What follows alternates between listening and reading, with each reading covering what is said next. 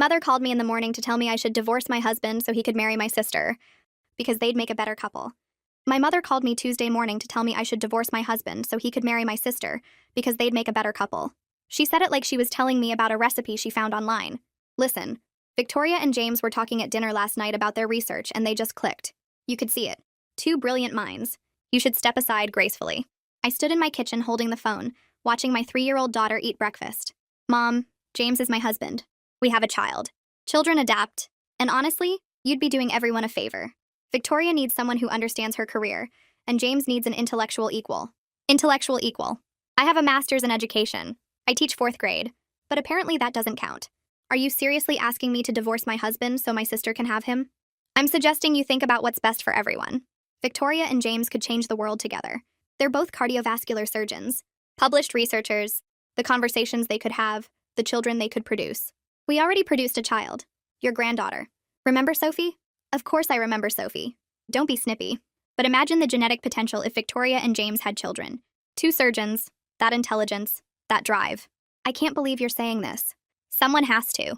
You've been holding James back for 5 years.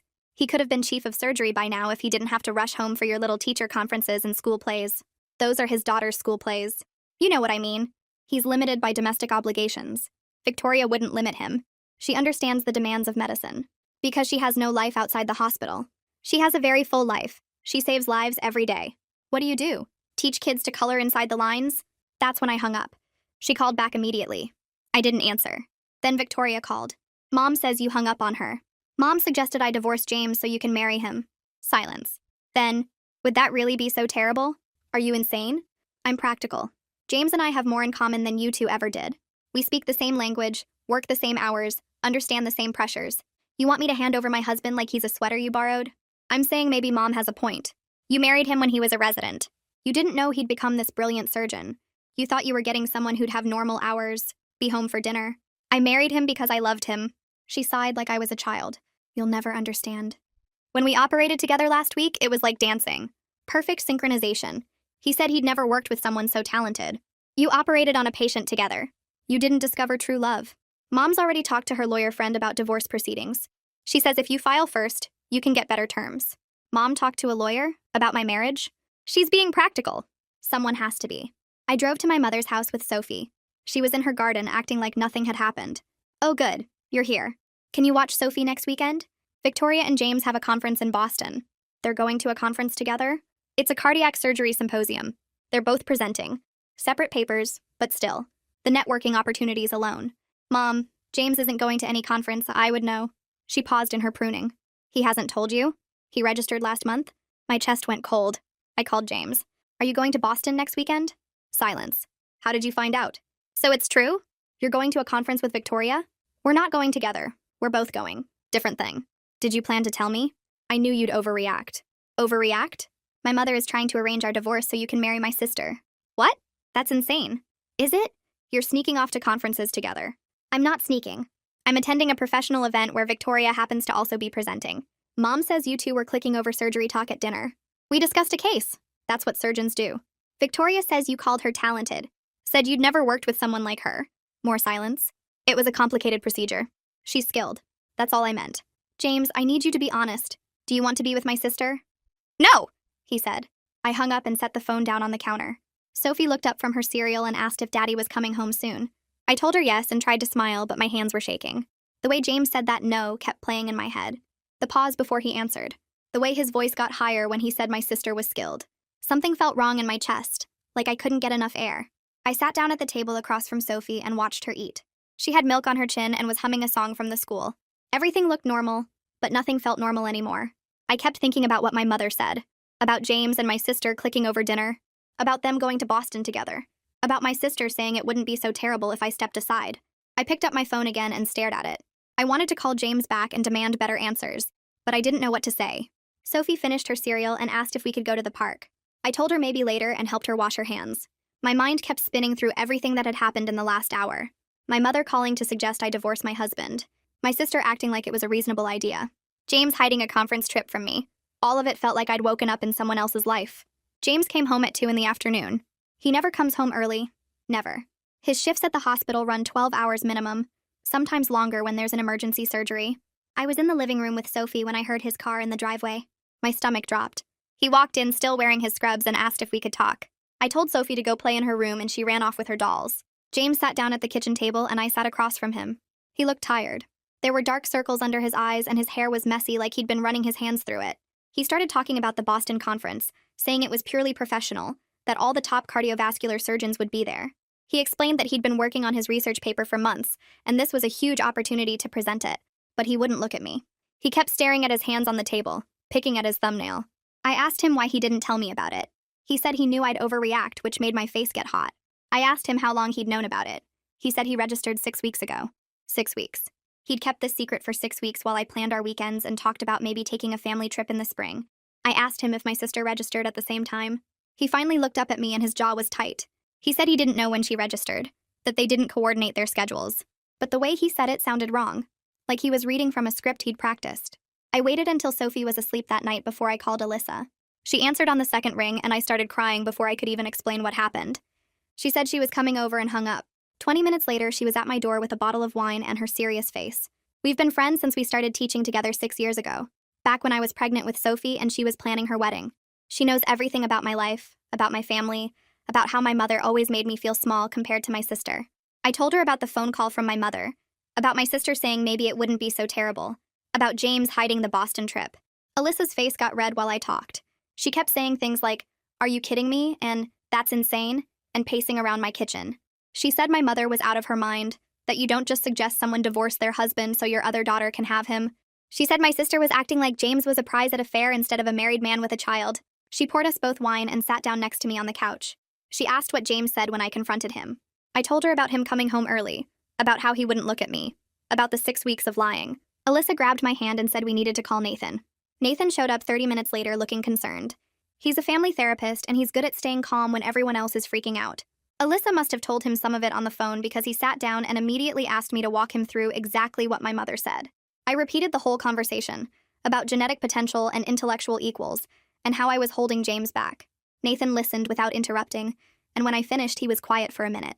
Then he said my mother was displaying classic narcissistic manipulation tactics. He explained that she was trying to control everyone by pitting family members against each other, that she was devaluing my accomplishments to make me doubt myself. He said the way she talked about genetic potential and optimal life paths showed she saw people as objects to arrange rather than humans with their own feelings and choices.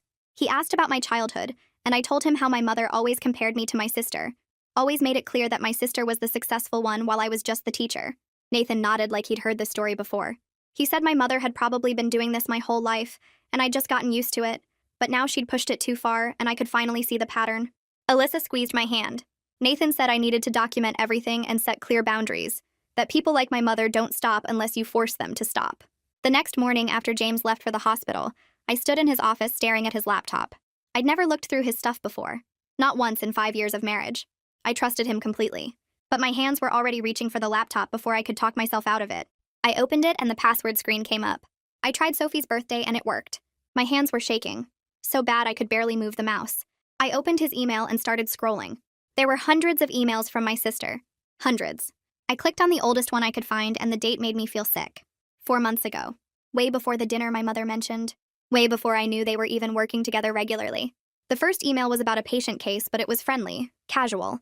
My sister made a joke and James responded with a joke back. I kept scrolling forward and watching the emails get more frequent, more personal. They weren't talking about work anymore. They were talking about their days, their frustrations, their dreams. My sister sent him an email at 11 at night about feeling tired of always being alone. James responded at midnight saying he understood, that sometimes he felt alone too, even though he was married. I had to close the laptop and walk away. I went to the bathroom and threw up. When I came back, I made myself keep reading. There were inside jokes I didn't understand, references to conversations they'd had that I knew nothing about. My sister sent him a photo of herself at a conference last month, and he said she looked great. I printed everything, every single email. The printer ran for 20 minutes. I found our phone bill in James's desk drawer and opened it. The call log went on for pages. My sister's number showed up dozens of times every day. Some calls were short, just a minute or two. Others were 30 minutes, 40 minutes. There were texts at 2 in the morning. Texts at 6 in the morning. Texts during times when James told me he was in surgery. I counted the texts from one day last week. 47 texts back and forth between them. 47. On a day when James came home and barely said 10 words to me because he was so tired. I printed the phone bill too. My hands weren't shaking anymore. I felt cold and calm and clear. I organized all the papers into neat stacks on the kitchen table, emails in one pile, phone records in another. I made coffee and sat down to wait. James came home at 7. He walked in calling my name and asking what was for dinner. I was sitting at the kitchen table with all the papers spread out in front of me. He stopped in the doorway when he saw them. His face went white. He asked what I was doing, and I told him I went through his laptop. He stood there staring at the papers, and I watched his expression change from shock to anger. He said I had no right to go through his private things, that he couldn't believe I'd violate his privacy like that. I picked up the stack of emails and held them up. I asked him if he wanted to talk about privacy, or if he wanted to talk about the 4 months of constant communication with my sister that he never mentioned. He said those were work emails, and I laughed. It came out mean and sharp. I read one out loud, the one where my sister said she felt alone and he said he felt alone too. I asked him if that was about work. He said I was taking it out of context. I showed him the phone bill. I asked him to explain the 2 a.m. texts, the 47 texts in one day, the 30-minute phone calls during his lunch breaks. He said they were friends, that they worked together, that it was normal for colleagues to communicate. I asked him if it was normal to hide it from his wife. He didn't have an answer for that. We fought for 2 hours. It was the worst fight we'd ever had. Sophie was asleep upstairs and we were in the kitchen screaming at each other in whispers. I asked him if he was having an affair. He said no, they were just colleagues and friends. I asked him why he never mentioned being friends with my sister. He said he knew I'd overreact. I asked him if he had feelings for her. He said no. I asked him again. He said it was complicated. I felt like someone had punched me in the stomach. He started talking fast, saying that he and my sister understood each other, that they spoke the same language, that it was nice to talk to someone who got the pressures of his job. He said I didn't understand what it was like to be a surgeon, to have that kind of responsibility. He said my sister got it because she lived it too. Every word felt like he was saying I wasn't enough. I asked him if he wished he'd married her instead. He said that wasn't fair. I asked him again. He said sometimes he wondered what it would be like to be with someone who understood his world. I started crying and he reached for me, but I stepped back. I told him he needed to decide what he wanted because he couldn't have both. He said he wanted our marriage, but he also valued his friendship with my sister. I told him that wasn't friendship. That was emotional cheating. He got angry then and said I was being dramatic, that nothing physical happened. I said emotional affairs were still affairs. He said I was overreacting just like he knew I would. James slept in the guest room. I heard him walk down the hall around midnight and close the door. I lay in our bed staring at the ceiling. The sheets smelled like his cologne and I wanted to rip them off and burn them. I kept replaying the fight in my head, the way he said my sister understood him, the way he admitted to wondering what it would be like to be with her, the way he got angry at me for finding out instead of being sorry for lying. I didn't sleep at all. I watched the clock change from midnight to 1 to 2 to 3. At 6, I heard Sophie's door open and her little feet in the hallway. She came into my room and climbed into bed asking where Daddy was. I told her he had to sleep in the other room because he wasn't feeling well. She asked why he didn't have breakfast with us. I carried her downstairs and made her pancakes and told her Daddy had to go to work early. She ate her pancakes and talked about her dolls and didn't notice that I was crying while I poured her orange juice. I texted Alyssa and told her I needed help. She texted back immediately saying she was coming over after school. I got Sophie dressed and dropped her at preschool and sat in my car in the parking lot trying to figure out what to do next. I went to the school and sat through the staff meeting that afternoon without hearing a single word. Verity was talking about standardized testing schedules, and I was staring at the table thinking about James sleeping in the guest room and my sister wanting to steal my husband. Someone asked me a question about parent conferences and I had no idea what they'd said. Verity looked at me for a long moment and then moved on to the next topic. After the meeting, she touched my arm and asked me to come to her office. I followed her down the hallway and she closed the door behind us and told me to sit down. She asked if I was okay and I started crying. Not quiet tears, but the ugly kind where you can't breathe right and your nose runs everywhere. I told her everything. About my mother's phone call and the suggestion I should divorce James. About finding the emails and texts between James and my sister. About the Boston conference he registered for without telling me. About the fight last night and him sleeping in the guest room. Verity handed me tissues and listened to all of it without interrupting once. When I finished, she said I could take whatever time off I needed. She said she'd cover my class herself if necessary or get a substitute. She said my job would be here when I was ready to come back. I told her I needed to work because sitting at home thinking about it would make me crazy. She nodded and said that was fine too, but the offer stood whenever I needed it. I left school early anyway and drove to my mother's house. I didn't call first. Sophie was still at preschool for another 2 hours, and I needed to do this without her there. My mother was in her garden wearing the same clothes as before, like she'd been standing there all week. She looked up when I came through the gate and smiled like she was happy to see me. I asked her about the lawyer. She kept pruning her roses and said she'd talked to someone who handled family law. I asked why she thought it was okay to discuss my marriage with a lawyer without my permission. She said someone needed to be practical about the situation. She said she was trying to help everyone find their optimal life paths. Those exact words. Optimal life paths. Like we were all pieces on a chessboard she was moving around to get the best outcome. I asked her what my optimal life path was according to her planning. She said I could find someone more suitable to my educational level. Someone who didn't need a partner who understood cardiovascular surgery. Someone who'd be home for dinner and school events. She made it sound like she was doing me a favor by breaking up my marriage. I told her if she kept pushing this agenda, she wouldn't have a relationship with me or Sophie. She laughed. Actually laughed like I'd told a joke. She said I was being dramatic and that I'd come around when I saw how much happier everyone could be.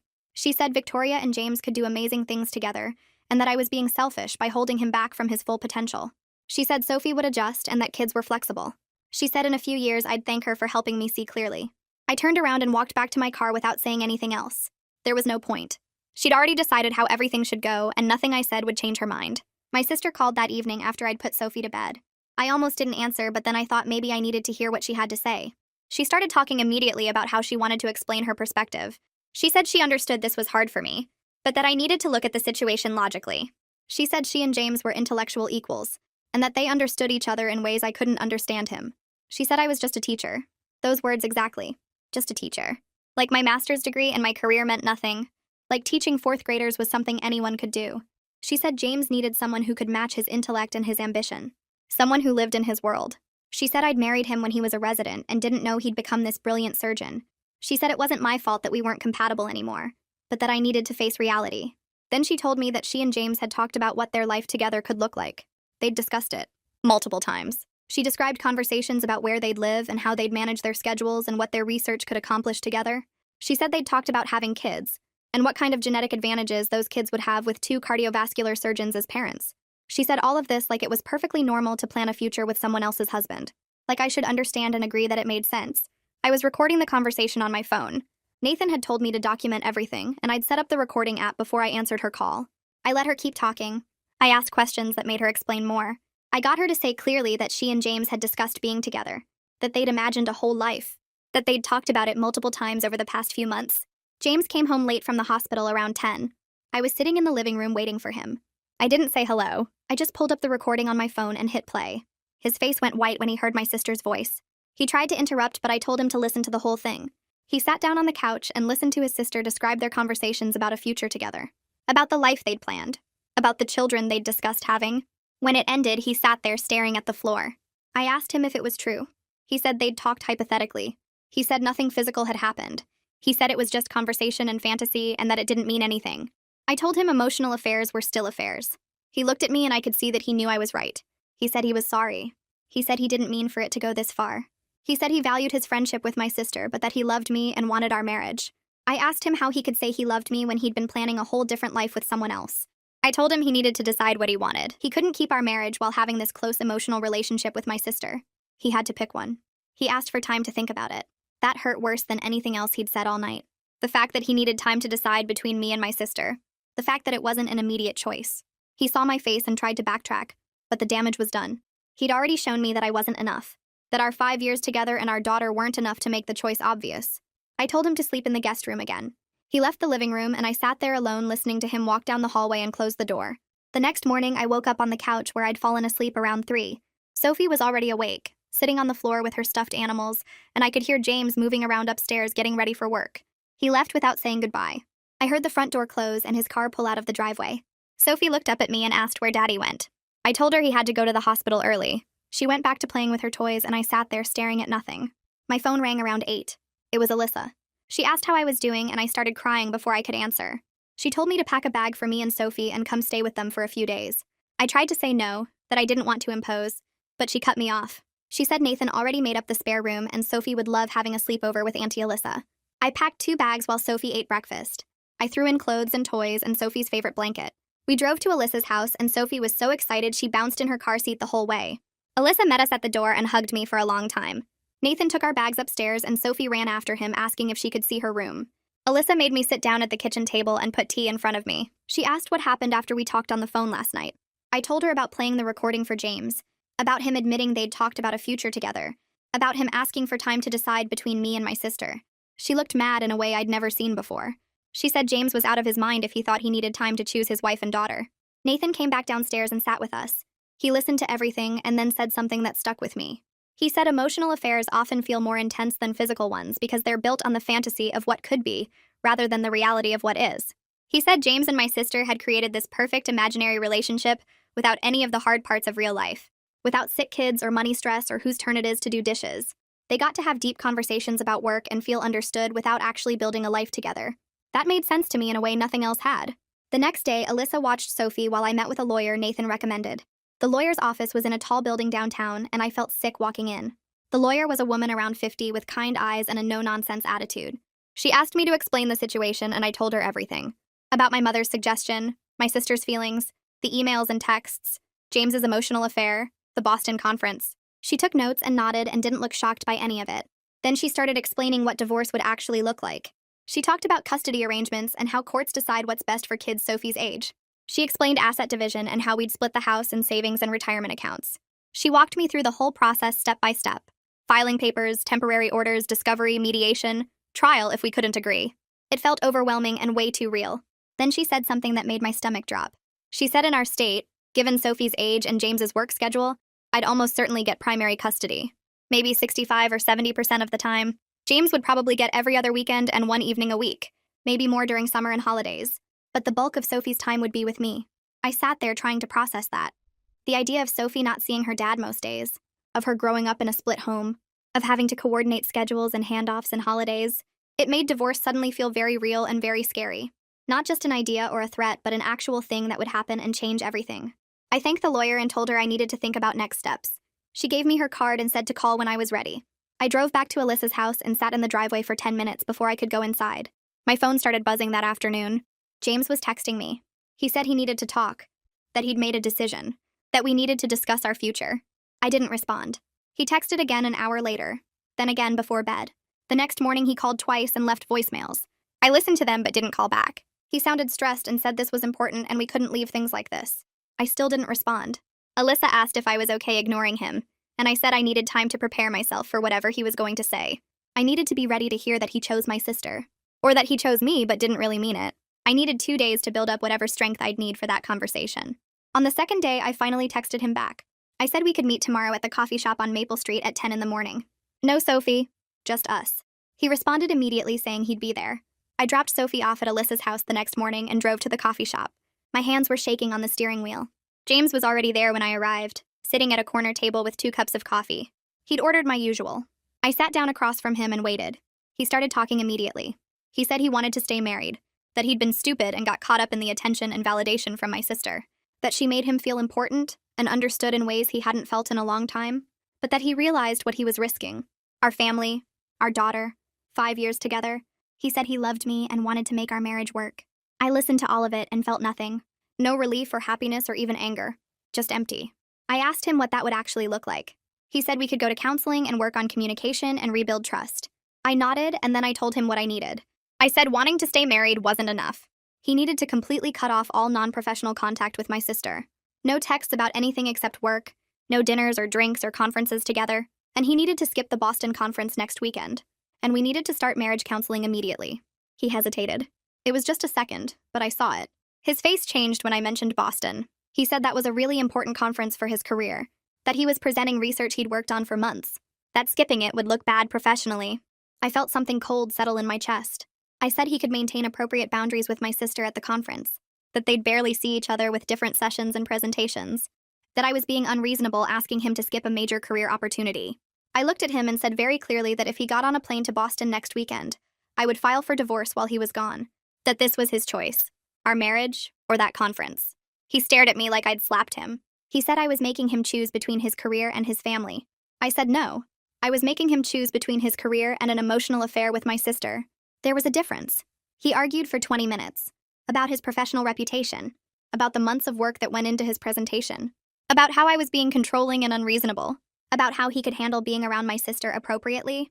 I just kept saying the same thing. Boston or our marriage. Pick one. He picked Boston. He actually sat there in that coffee shop and told me he was going to the conference. That this was too important for his career. That I was being unfair making him choose. That he'd prove he could maintain boundaries with my sister and then we could move forward with counseling. I stood up and walked out. I heard him calling after me, but I didn't stop. I got in my car and drove back to Alyssa's house. Nathan was there when I arrived and he took one look at my face and knew. I told them James chose Boston. Alyssa said some very creative things about my husband that I won't repeat. Nathan just looked sad. He said sometimes people show you who they are and you have to believe them. James left for Boston on Friday morning. I'd moved back home by then because I couldn't hide at Alyssa's forever. Sophie and I had the house to ourselves for the weekend. We did normal mother-daughter things. We baked chocolate chip cookies on Friday afternoon, and Sophie got flour everywhere. We went to the park on Saturday and she played on the swings for an hour. We had a tea party with her stuffed animals on Sunday morning. I tried so hard not to cry in front of her. Every time I felt tears coming, I'd go to the bathroom or turn away. But at night after she was asleep, I'd sit on the couch and let myself fall apart. My marriage was ending. My husband had chosen a conference over us, and I had no idea what came next. Sunday evening, I made the mistake of checking social media. My sister had posted photos from the conference, professional shots of panels and presentations, but there were several with James in them, standing together at a reception, sitting next to each other at a dinner with other surgeons, smiling in a group photo with conference badges. They weren't touching or doing anything wrong, but the way they stood next to each other made my stomach hurt. They looked comfortable together, natural, like they belonged in the same frame. I closed the app and put my phone face down on the table. Sophie came running in asking if we could watch a movie before bed. I said yes, and we curled up on the couch with her favorite blanket. She fell asleep halfway through and I carried her up to bed. Then I came back downstairs and sat in the dark living room thinking about lawyers and custody arrangements and how to tell a 3-year-old that her family was breaking apart. I texted Alyssa around 8 that night after Sophie finally went down. She showed up 40 minutes later with 2 bottles of wine and her laptop under her arm. We sat on my couch in the dark living room with just the lamp on and pulled up my sister's social media. Requested Reads is on Spotify now. Check out link in the description or comments. The first few posts were standard conference stuff, panels and presentations and name tags. Then we got to the dinner photos. There was one where all the surgeons were seated at a long table and my sister and James were right next to each other. Not across from each other or separated by other people, right next to each other like they'd planned it that way. They were both smiling at something someone said and their shoulders were almost touching. Alyssa zoomed in on the photo and we just stared at it for a minute. There was another photo from what looked like a hotel bar with a group of doctors holding drinks. My sister and James were standing together again. His hand wasn't on her or anything, but they looked comfortable, natural, like they belonged in the same space. Alyssa closed the laptop and poured us both more wine. We didn't talk much after that. Just sat there drinking and watching stupid reality TV until she left around midnight. James came home Monday evening around 6:30. I heard his car in the driveway and my whole body went cold. Sophie ran to the door yelling for him and he picked her up and spun her around like everything was normal. He came into the kitchen carrying her and started telling me about his presentation before he even set down his bag. How well it went. How many people came up to him afterward with questions. How the moderator said it was one of the best talks of the conference. I just stood there at the counter chopping vegetables for dinner and didn't say anything. He kept talking. About the other presentations he saw. About the networking opportunities. About how valuable the whole experience was for his career. Sophie wiggled down and went back to her toys in the living room. James finally stopped talking and looked at me. Really looked at me. I put down the knife and turned to face him. I asked him straight out if anything happened with my sister in Boston. He got very still and quiet. Then he shook his head and said nothing physical happened. Nothing physical. Those were his exact words. I asked what that meant and he said they had dinner together a few times. That they talked about the situation. About everything that was happening. I asked how many times was a few and he said 3 nights. They had dinner together 3 nights out of the 4 nights he was there. I asked what they talked about for 3 whole dinners and he looked away. Said they discussed their feelings. Their situation. What it all meant. Then he told me that my sister confessed her feelings for him directly on the last night. That she told him she thought they should be together. That she believed they were better suited than we were. And he didn't shut it down. He didn't tell her to stop, or that it was inappropriate, or that he was married and not interested. He let her talk. He sat there and listened while she laid out her vision of their future together. What their life could look like. What their children could be. He told her he needed to think about everything. Those were his words. That he needed to think about everything. Like our marriage was something he had to consider and weigh and decide about. I told him to pack a bag and leave. He just stared at me like I'd spoken another language. He started saying we should talk about this. That we should sit down and have a real conversation. That he knew he'd made mistakes, but we could work through this. I said I was done talking. That he went to Boston despite my ultimatum. That he had dinner with my sister 3 times. That he listened to her confession and told her he'd think about it instead of ending it immediately. That there was nothing left to talk about. He tried to argue. Said I was being unreasonable. That nothing physical happened, so it shouldn't count as cheating. That he was confused and overwhelmed and needed time to process everything. I just kept saying the same thing. Pack a bag and leave. Pack a bag and leave. Sophie came running in asking what was wrong, and I had to paste on a smile and tell her everything was fine. James looked at her and then at me, and his face just crumpled. But he went upstairs and I heard him moving around in our bedroom. He came back down 20 minutes later with a duffel bag. He kissed Sophie goodbye and told her he loved her. Then he walked out the front door. The next morning, I had to get Sophie ready for preschool by myself. Make breakfast by myself, do the dishes by myself, pack her lunch by myself. drive her to the school by myself, come home to an empty house by myself. I called in sick to work because I couldn't face my classroom, couldn't face Alyssa's worried looks, or Verity asking if I was okay. I just sat on the couch and stared at the wall. Sophie's preschool called around noon to say she was asking for her daddy, and could someone come talk to her. I drove over there and found her crying in the reading corner. The teacher said she'd been fine all morning, but suddenly got upset during story time. I sat with Sophie in my lap and told her daddy was staying somewhere else for a little while, but he still loved her very much. She asked when he was coming home, and I said I didn't know. She cried harder, and I held her until she fell asleep against my chest. My mother called that afternoon, said she heard James moved out, said she wanted to discuss next steps. I asked what next steps she thought there were, and she started talking about divorce lawyers and custody arrangements and how to make this transition smooth for everyone. I told her there were no next steps involving her, that she wasn't welcome in my home anymore, that she wasn't allowed around Sophie until further notice. She laughed and said I was being dramatic, that I'd change my mind once I calmed down. I hung up on her. She called back 5 times and I didn't answer. The next day I went back to work because I couldn't hide forever. I made it through the morning okay. My students were working on a math project, and I could just walk around helping them without having to actually teach. Then lunch break came and I went to the teacher's lounge to eat. I was sitting at a table by myself when someone knocked on the door. One of the office staff stuck her head in and said I had a visitor. I walked out to the main office and there was my mother, standing right there in the school lobby like she had every right to be there. She started talking immediately about how we needed to discuss this properly, about how I was making things harder than they needed to be, about how she was just trying to help everyone find their best path forward. Verity came out of her office and saw what was happening. She walked right up to my mother and asked who she was. My mother introduced herself and Verity's face went hard. She called security and told them to escort my mother off campus. My mother started arguing, but Verity cut her off, said she wasn't welcome there, that if she came back, she'd be arrested for trespassing.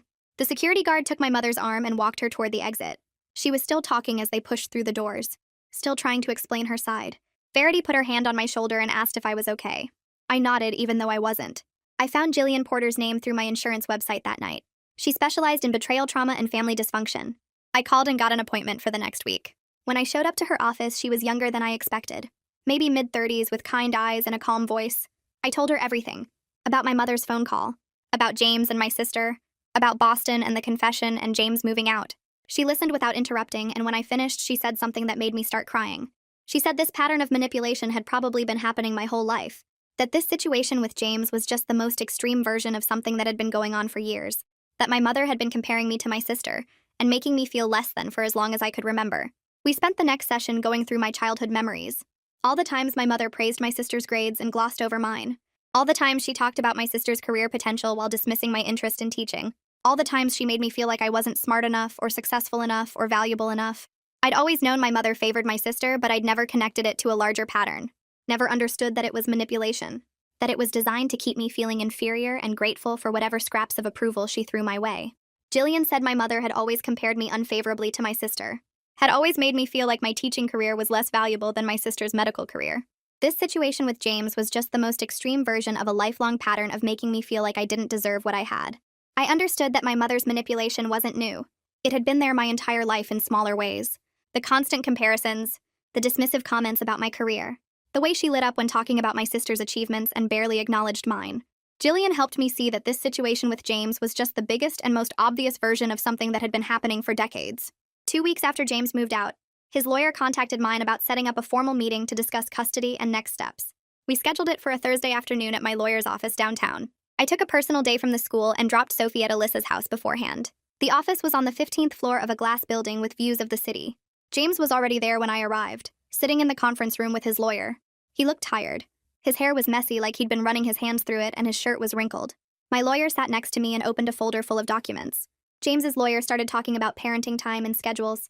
I watched James while they talked and realized I was sitting across a table from my husband with lawyers between us, negotiating how to split up our daughter's life. It felt completely unreal. Like I was watching it happen to someone else. The mediation lasted 3 hours. We went through calendars and work schedules and holiday arrangements. James's lawyer kept emphasizing his demanding work hours and unpredictable surgery schedule. My lawyer pointed out that I had stable hours, and Sophie was already comfortable with her routine at home. Halfway through, James interrupted the lawyer's talking and looked directly at me for the first time since I'd arrived. He said he needed to be honest about something, that he'd been unhappy in our marriage for over a year, that he felt like we didn't have enough in common intellectually, and he'd been feeling disconnected for a long time. His lawyer looked annoyed that he was going off script, but James kept talking. He said working with my sister made him realize what it felt like to connect with someone on that level. to have conversations that challenged him, to be with someone who understood the pressures of his career. It hurt hearing him say it out loud, but at least it was honest in a way he hadn't been before. I waited until he finished, and then I told him that his unhappiness didn't excuse what he did. That if he was unhappy, he should have talked to me about it. Should have suggested marriage counseling or told me he was struggling instead of developing an emotional affair with my sister. That his feelings didn't justify pursuing my sister while we were still married. That there were ways to handle unhappiness that didn't involve betraying your spouse.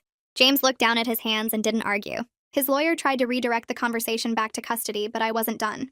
I said that he made a choice to confide in my sister instead of his wife.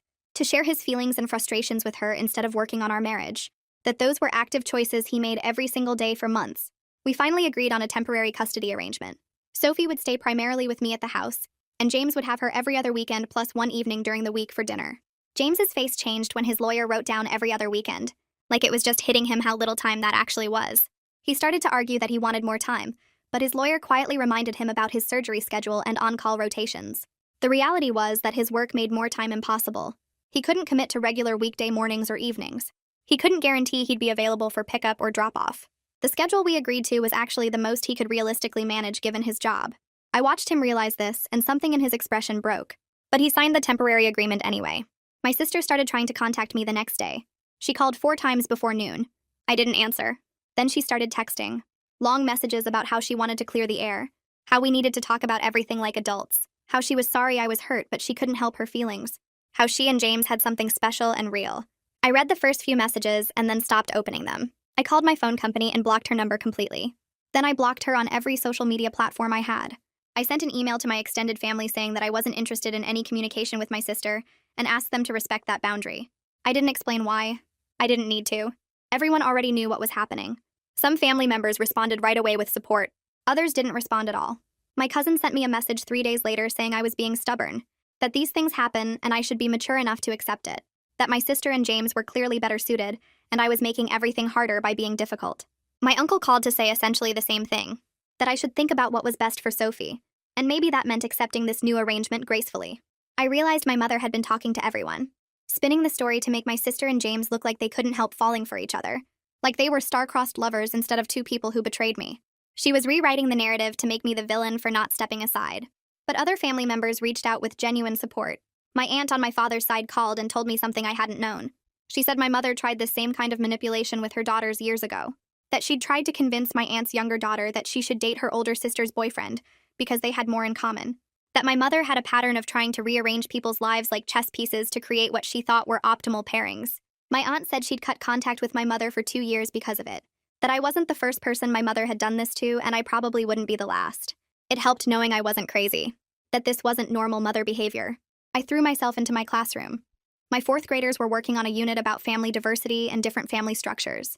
We read books about single-parent families and blended families and families with 2 moms or 2 dads. We talked about how families come in all different shapes, and how love is what makes a family, not a specific structure. I watched my students absorb these ideas without judgment, and realized there were many different ways to build a good life. That the traditional family structure I'd been trying to maintain wasn't the only valid option. That Sophie and I could be happy in whatever form our family took. 6 weeks after James moved out, Alyssa came over after Sophie went to bed. She had wine and a serious expression. She sat down on my couch and said she needed to tell me something before I found out another way. That she'd heard from a mutual friend who worked at the hospital that James and my sister were dating officially. That they'd been seen having dinner together multiple times. That people at the hospital were talking about it. I felt my chest get tight, but I wasn't surprised. Part of me had been waiting for this. Alyssa pulled out her phone and showed me my sister's social media. She'd unblocked me temporarily so I could see. There were photos from the past 2 weeks. My sister at restaurants, my sister at a park.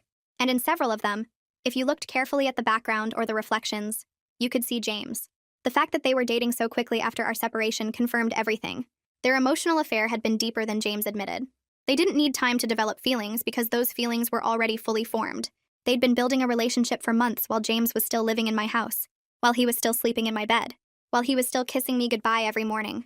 They'd just been waiting for the right moment to make it official. The betrayal of it settled into my bones. Not the sharp pain of discovery, but the deep ache of confirmed suspicion. I'd been right about everything, and somehow that made it worse. I called my lawyer the next morning and told her I wanted to file for divorce. She'd been expecting my call after our initial consultation, and had already started preparing the paperwork. We met at her office that afternoon while Sophie was at preschool. She walked me through everything, explaining custody arrangements and asset division, and how we'd protect Sophie's stability through all of this. James's demanding surgery schedule actually worked in my favor because the court would see that primary custody with me made sense. My lawyer was sharp and thorough, asking questions about James's income and our shared assets, and whether I had documentation of his relationship with my sister. I showed her the emails I'd printed and the recording of my sister's confession. She nodded and made notes and told me we had a strong case. The divorce papers were filed by the end of the week. James got served at the hospital, which probably embarrassed him in front of his colleagues, but I couldn't bring myself to care about that anymore. Sophie asked why Daddy wasn't coming home anymore.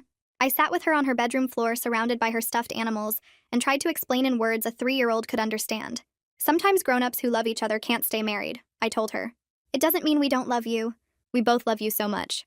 She asked if it was her fault and my chest hurt. No, baby, I said. This is about Mommy and Daddy, not about you. You didn't do anything wrong. She seemed to accept this better than I expected, though she had moments where she'd cry for her daddy or ask when our family would be together again. Those moments gutted me every time. But mostly she adjusted to the new routine of staying with me during the week and seeing James every other weekend. Kids are tougher than we give them credit for. My mother showed up at my house 3 weeks after I filed for divorce. I saw her car pull up through the living room window and my whole body went tense. She had my sister with her. They walked up to my front door like they had every right to be there. I didn't answer when they knocked. My mother called through the door that they needed to talk to me about my stubbornness, that I was making a mistake and they were here to help me see reason. An intervention, she called it. Like I was the one with the problem. I pulled out my phone and called the police. My mother kept knocking and talking through the door about how I was being unfair to everyone, how James and my sister deserved happiness, how I should think about what's best for Sophie instead of being selfish. I stood in my hallway with the phone to my ear telling the dispatcher that my mother and sister were on my property refusing to leave after I'd told them they weren't welcome. The police arrived within 15 minutes. My mother acted shocked when the officers asked her to leave. She tried to explain to them that she was just trying to talk to her daughter about a family matter. The officers didn't care. They escorted both her and my sister off my property and warned them about trespassing. I went back to my lawyer the next day and asked about a restraining order. My mother had been calling and texting constantly despite me blocking her number. She'd started showing up at my school until Verity had security remove her.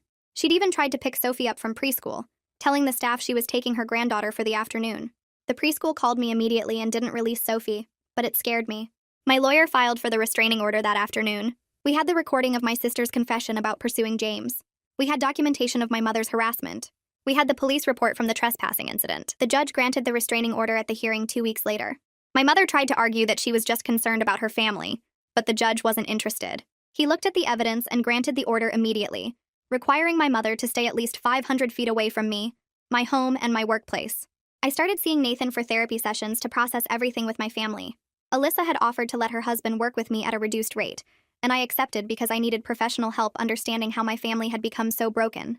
Nathan explained that going no contact with family members is sometimes the only healthy choice when they refuse to respect boundaries. He helped me see that my mother's behavior wasn't normal or acceptable, that her trying to arrange my divorce so my sister could have my husband was deeply wrong, that the way she'd always compared me unfavorably to my sister and devalued my teaching career was emotional abuse. I cried in his office talking about the mother I'd wished I had, the one who would have been proud of my career and protective of my marriage. Nathan told me to grieve that mother because she never existed. The real mother I had was the one who valued status over her daughter's happiness. Accepting that reality hurt worse than the divorce. 3 months after James moved out, I woke up one Saturday morning and realized I felt okay. Not happy exactly, but stable. My life had gotten smaller in some ways without James and without my mother and sister, but it felt real. It felt like mine. Sophie and I had our routines now. Saturday morning pancakes that we made together with chocolate chips. Trips to the library every Tuesday after school. Movie nights on Fridays with popcorn and her favorite animated films. My house was quieter without James's late-night phone calls about surgeries and early morning alarms, but it was peaceful in a way it hadn't been for years. I wasn't waiting for the other shoe to drop anymore. I wasn't wondering if my husband was texting my sister. I was just living my life with my daughter, and that was enough. Verity called me into her office one Monday after school and told me she wanted to offer me an opportunity. The district was starting a new teaching initiative focused on literacy development, and they needed someone to lead the elementary school portion. She'd recommended me based on my expertise and dedication. The position came with a small raise and would involve training other teachers and developing curriculum. I accepted immediately. It felt good to have my professional skills recognized and valued. My family had never understood that teaching was important work, that shaping young minds and helping kids learn to read and think critically mattered. But Verity understood. My colleagues understood. And now I was getting the chance to expand my impact beyond just my own classroom. I started a support group for teachers going through divorce. We met twice a month at the community center near my house. There were 7 of us at the first meeting, all educators dealing with the end of their marriages while trying to maintain composure in front of their students.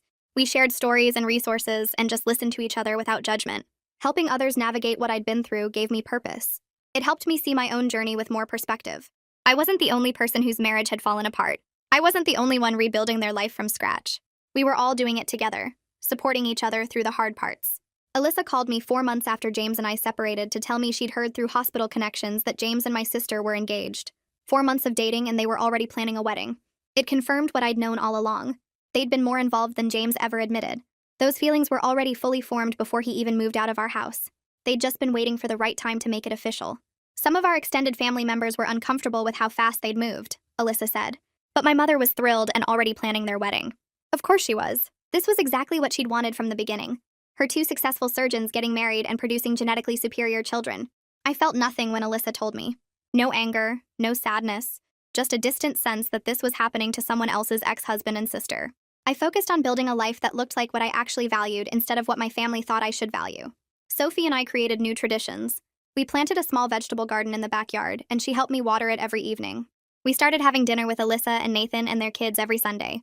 We volunteered at the animal shelter on Saturday afternoons, walking dogs and socializing cats. I decorated our house the way I wanted without worrying about James's opinions on furniture or paint colors. Sophie picked out new curtains for her room covered in stars and planets. We made our space feel like home in a way it never quite had when I was trying to maintain the perfect surgeon's wife household. This life was smaller and quieter, but it was authentic, and it was ours, and that mattered more than any fantasy about genetic potential or intellectual, equals my mother had tried to sell me. Alyssa and Nathan started showing up every week for dinner with their kids, and somewhere along the way, Sophie stopped calling them by their names and started saying Auntie Alyssa and Uncle Nathan instead. Nobody made a big deal about it or had some formal conversation. It just happened naturally because they were the ones who showed up consistently, who remembered Sophie's favorite foods and brought her little presents for no reason, and asked about her day at preschool like they genuinely cared about the answer. They came to her dance recital when James had to work late. They took her to the zoo on a Saturday when I had to finish report cards. They were there in all the small, regular ways that grandparents and aunts and uncles are supposed to be there, and Sophie felt safe with them in a way she never quite did with my mother or sister. I watched my daughter bloom with that kind of steady, reliable love from people who valued her for exactly who she was, instead of some idea of genetic potential. The divorce was finalized on a Tuesday morning 6 months after James moved out. I sat in the courtroom wearing my favorite blue dress, and when the judge signed the papers, I felt this huge wave of relief wash over me instead of sadness. I was free from a marriage where I spent 5 years feeling like I wasn't smart enough, or accomplished enough, or interesting enough to be a real partner. James looked tired and sad across the courtroom, and I felt sorry for him in a distant way. But mostly I just felt grateful it was over. My lawyer walked me out afterward and congratulated me, and I realized she was right to do that, because this was something to celebrate even if it didn't feel traditional to think of divorce as a good thing. I bought a smaller house 3 months after the divorce was final. It was a cute little 2-bedroom place with a big backyard and enough room for me and Sophie without feeling empty. James helped with the down payment as part of our settlement, which was fair since he made so much more money than I did. I spent weeks decorating it exactly how I wanted without worrying about whether James would think my choices were tasteful or sophisticated enough. I painted Sophie's room lavender because she loved purple. I set up a reading nook in the living room with a huge comfy chair and bookshelves covering one whole wall. I bought art supplies and set up a craft table where Sophie and I could make messes together without anyone getting upset about the house looking too cluttered.